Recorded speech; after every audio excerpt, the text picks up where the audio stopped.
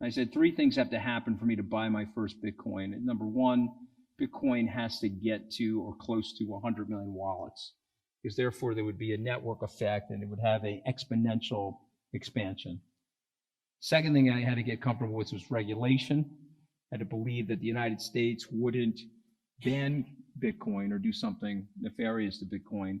And so if you really study U.S. property law, once the IRS said that Bitcoin was intangible property, I knew we were fine. I knew that there would be no way that a regulator, a czarist regulator, like a Gary Gensler, could block something like this. Just the court system in the U.S., the common law system, would protect you. And then the third thing is I had to get comfortable where to custody if I was going to buy 9 figures worth of Bitcoin. And so when all of that materialized in November of 2020, we started buying Bitcoin. I don't know, it was probably 17, 18, 19,000. Dan, what's your origin story?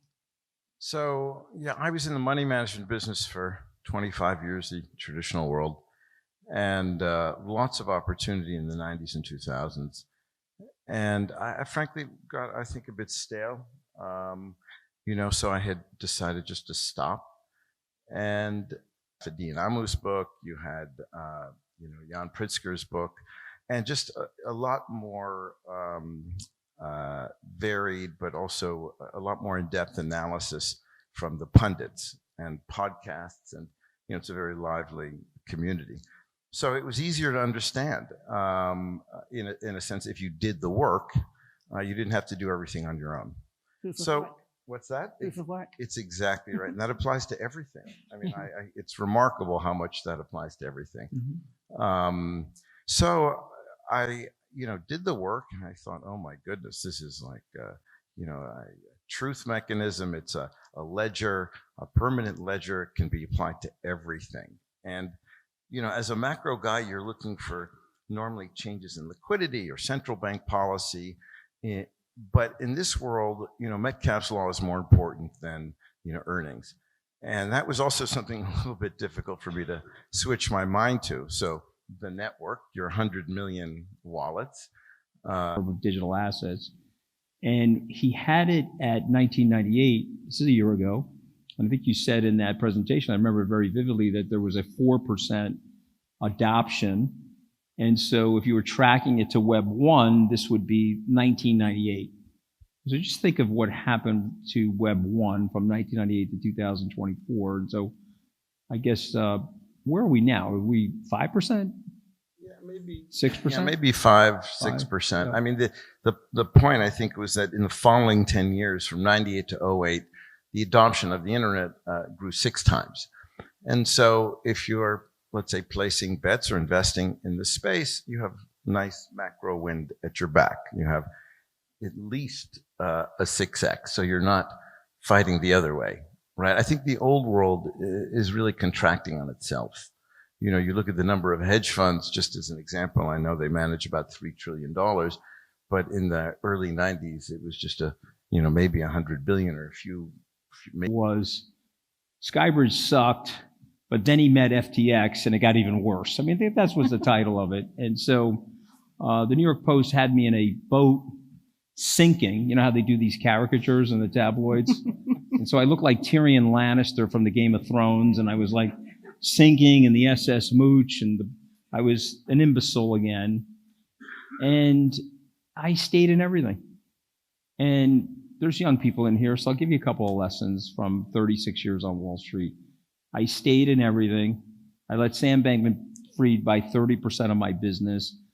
I owned that. I explained that. I apologized for it. I was accountable for it. I spent 4.5 hours with the Department of Justice, which also included the IRS and the FBI. You want to talk about a shitty day? I mean, that was a really bad day. And I'm sitting here now with a pile of Bitcoin and a pile of Solana and Ethereum. And the firm is, I don't know, I'm probably not allowed to talk about my performance, but just talk about Bitcoin. Bitcoin's had like 160% move. But it's the American investor's nature. And so I think it continues for a long time. And we haven't seen such anything that's been so concentrated from the demand side. It's like there's like a little bridge, and the entire U.S. wealth management world is trying to cross this little bridge into the new world.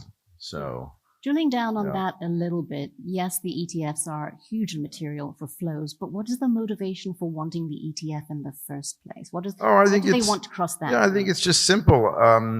Even if you don't understand it, it's the old Wences Casares idea: get off zero, which is to say that you don't understand it, you don't know what's going on here, but do you really want to have zero exposure? Why don't you just put 1% in, dip your toe? And so if everyone's dipping their toe at the same time. To make a phone call to my parents, I had to call them on Wednesdays because that was like Prince Spaghetti Day. And so I had to call my mother on a Wednesday, let her know I was safe and blah, blah. And I had to get a phone card, and I had to punch in the numbers, and it was $5 a minute to make the call. And today it's $0 a minute.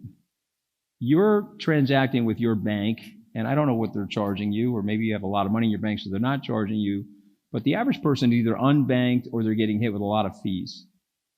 But over the Lightning Network or over the blockchain, like the phone system, it's going to zero.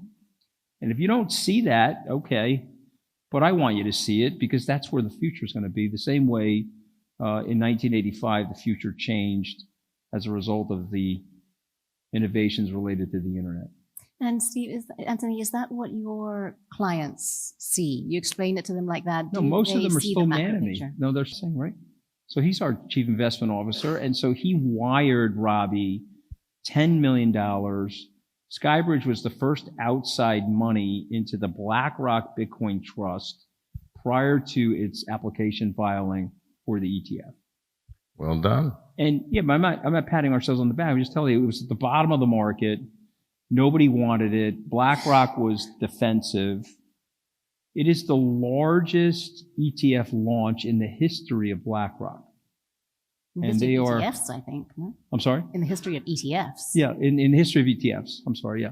So just think about, like, again, apply context. You've had good days in your life and you've had bad days in your life. But when you're having the bad day, you got to keep going. We didn't know if we were going to stay in business, not stay in business. I'm in Brioni today, but I thought, man, I'm heading for a barrel and suspenders. I mean, this could be really bad for me and my family. But when and so, I didn't have so many years of those clients and LPs being upset. We didn't really have any, because I think that the structure of our fund we may not go up as much as yours, maybe in the bull phases, or other investors, but we have tremendous cushion on the downside. And so I call it a sleep well at night structure, because I lived through many years of not having that. So there are ways to get exposure to the space without, having to meet your maker every 3 years. So I just wanted to make that point. Now, you said interest rates, or point. Yeah. What impact do you think U.S. interest rates have on crypto, if any? I would have thought.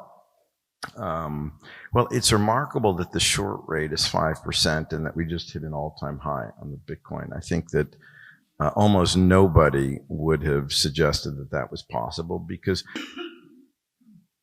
Listen, I'm a pretty opinionated guy, as people know. And I'll just say this. If you are an American in the room and you've studied the Constitution, it is a brilliant document, because it has the founders figured out in their wisdom to separate the powers in the document and to make the country a decentralized government. And if you're sitting in this room, you know that things that are decentralized have certain anti-fragile properties to them, and they are a lot of ways better than centralized things. And so the United States right now is suffering from no memory of fascism. If you're on this continent, you have parents, grandparents, great-grandparents that have experienced the scourge of fascism. You went on a field trip here in England to where the Blitz took place and people died, and houses were bombed out, and you've seen pictures of people hiding in the tubes. If you're in Germany,